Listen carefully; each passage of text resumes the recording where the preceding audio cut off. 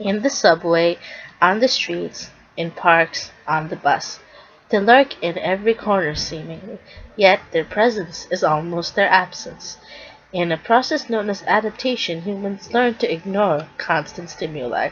It is hard for us to imagine just how much we have in common with those thugs who make rush hour commute unbearable at times. It is hard for us to imagine that one of them might have been a schizophrenic artist from Syracuse University, displaced by an act so gruesome that we have a term for it: gentrification. In other words, an unhygienic man in a wheelchair would have been, or could have been, Lincoln Swados. Lincoln's story was brought to the forefront in the New York Times by his sister, Elizabeth Swados. Swados' father was an attorney and alumni of SUNY Buffalo. His mother was a struggling actress who suffered from depression and committed suicide in 1974. Eliza herself suffered from clinical depression. The New York Times could have focused on the issue of mental health and tell us about how such issues are hereditary and those with such issues do not receive proper care. However, they chose to emphasize just how big an impact gentrification had on yet another Manhattan artist's life and pushed him to the streets. Thus, on the third anniversary of the Tompkins Square Park riots, which displaced hundreds of squatters, the New York Times probably showed they were perhaps pro-gentrification. Elizabeth was 16 when her cousin showed up at her summer job. Lincoln, it seemed, had been hit by a truck in New York City. Elizabeth wondered what kind of a truck hit her brother.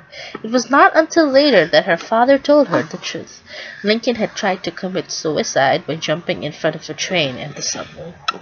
On her way to a Korean deli one day, Elizabeth saw a derelict on the street and recognized him as her brother. Lincoln seemed to enjoy the company of other homeless people, many of whom attended his funeral later, having supported him in his final days.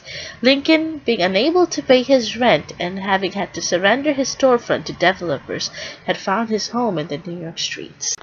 Eliza, it seems, tries to hide her emotions throughout the article, but it is clear that the ghost of her brother haunts her.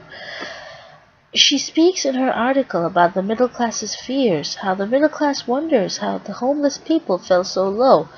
She also speaks about a true fear within ourselves about the difference between us and those who do not have a home. She emphasizes quite clearly and quite directly that we fear and we wonder how far we are from holding up a piece of cardboard over a cup. These are perhaps Elizabeth's best words. She indirectly criticizes the Koch administration and links the lack of treatment of mentally ill to the increase in the population of the homeless. Lincoln had not vacated his storefront for the co-ops. He had not paid the rent for months and had been residing on the street as a result. Lincoln breathed his final breath in his previous home, where the bulldozers had already arrived.